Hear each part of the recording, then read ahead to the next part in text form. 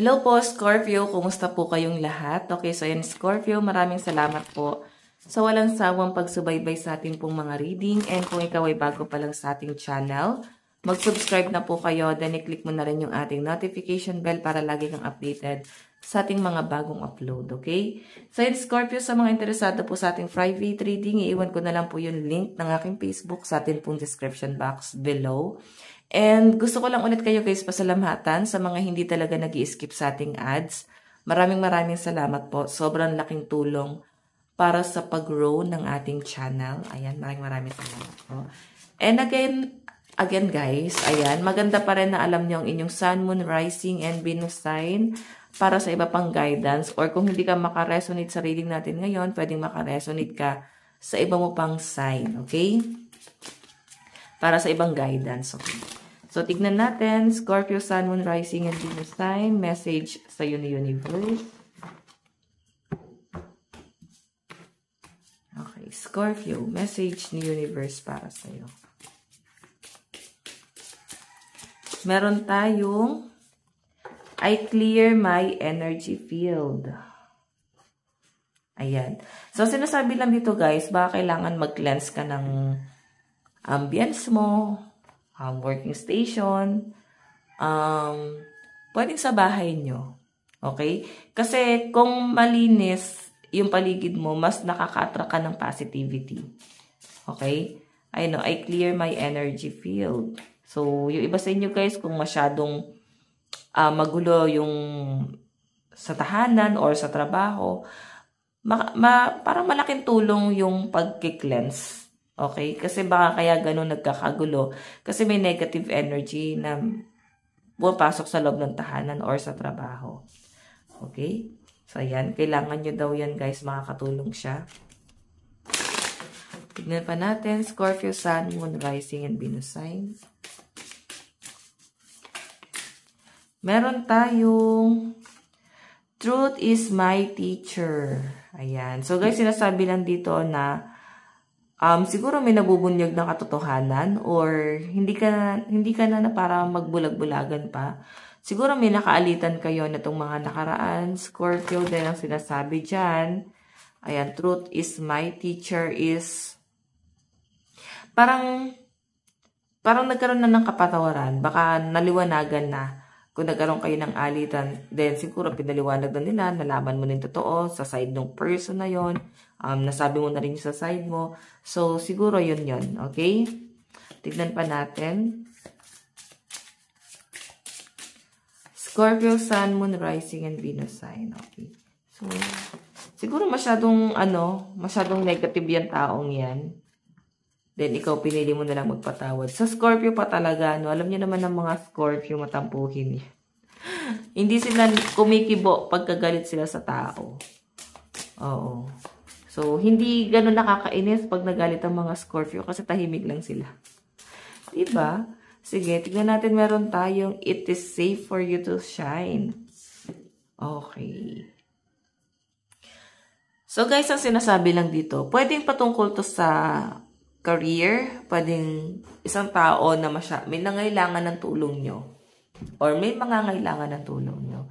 So, siguro, sa maling paraan yung hinihiling nila o yung gusto nila. Yun yung pinapakita sa akin dyan, Scorpio. Then, ikaw siguro, pwedeng ang gusto mo lang naman dito is parang may tama yung mali nila. No? Pwede kasi namamali na yung landas nila. Hindi mo tinotolerate yung mga mali. Okay? And nagkaroon siguro ng alitan kasi hindi ka masyado naintindihan itong tao to or hindi mo napagbigyan. So, ito siguro yung na-advise mo. Na parang, hindi mo kailangan gumawa ng masama or mali para lang makuha yung bagay na yan. Okay? Ayan no. Madali mo siya makukuha basta magsumikap or magtiyaga. So, kung sino man to guys, tao na to na parang nangangailangan ng advice mo. Ayan. Diba? Advisean mo ng tama. Tignan pa natin guys. Scorpio, Sun, Moon, Rising, and Venus sign. Scorpio, Sun, Moon, Rising, and Venus sign.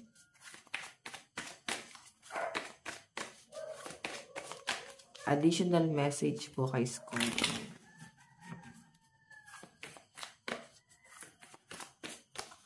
Meron tayong care, parenthood, and patron support. So, sa pinapakita sa akin dito guys, siguro ikaw ay isa ng magulang. Okay, pwedeng anak mo to na pinapayuhan mo or kailangan bigyan mo ng guidance. Kasi kailangan nila guys ng guidance, no? Masyadong nakakaapekto sa kanila ang mga bagay-bagay. So, Scorpio ang sinasabi rin sa akin dito na siguro sila yung tinatama mo dito na parang nalilihis na sila namamali sila ng landas or kailangan pa rin nila guys ng patnubay mo.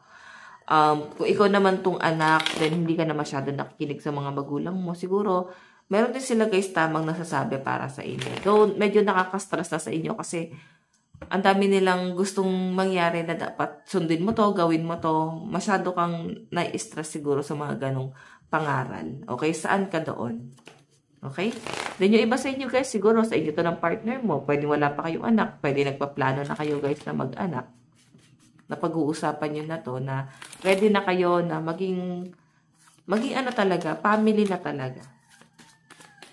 Tignan natin, meron tayong stubbornness.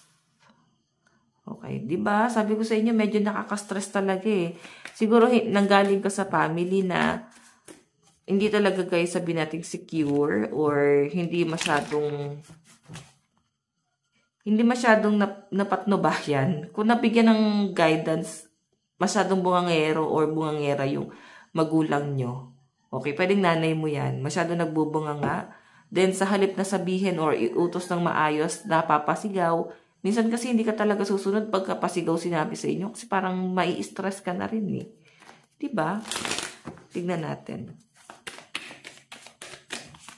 Meron tayong schedule. Ayan, yung iba sa inyo mukhang busy ka sa mga susunod na mga araw.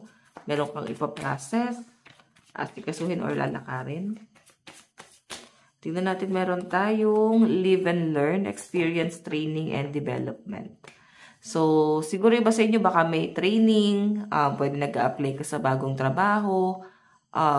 Ayan, schedule Yung iba sa inyo, baka mag-change ka na ng career or doble kayod yung gagawin nyo or pwedeng tambak kayo ng trabaho, pwedeng sa client, marami kayong client or customer. So, magiging aligagado kayo dito, Scorpio. Ayun yung sinasabi dyan. Tignan natin guys, ano naman ang advice sa inyo ni Universe.